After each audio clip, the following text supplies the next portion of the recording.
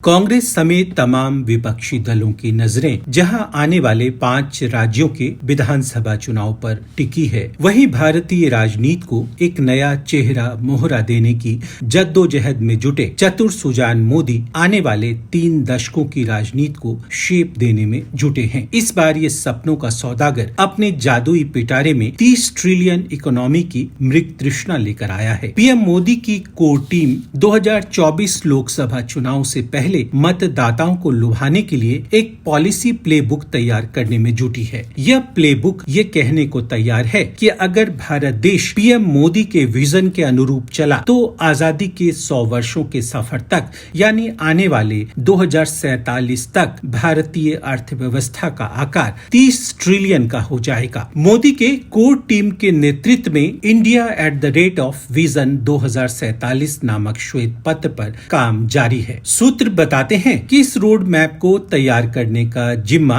विश्व बैंक के अध्यक्ष अजय बंगा को सौंपा गया है। बंगा की टीम में एप्पल कंपनी के मालिक टिम कुक और देश के कई नामचीन उद्योगपति भी शामिल हैं। इस पूरे कार्य को नीति आयोग के दिशा निर्देशन में पूरा किया जा रहा है। अजय बंगा आपके ज़हन में ताजा ही होंगे। उन्हें पीएम मोदी का बेहद करीबी माना जाता है और भारत में हालिया दिनों संपन्न हुए G20 शिखर सम्मेलन में उन्होंने अपनी खास उपस्थिति दर्ज कराई थी। इस पॉलिसी प्लेबुक को 2 अध्याय में बांटा गया है। पहले अध्याय में 2030 तक की प्लानिंग है और इसके अगले अध्याय में आगे के 17 सालों की। इस पूरी कार्य योजना की बुनावट भारत के मिडिल क्लास को केंद्र में रखकर की गई है और इसके उद्घोष में फॉर्म से फैक्ट्री तक की भावना निहित है।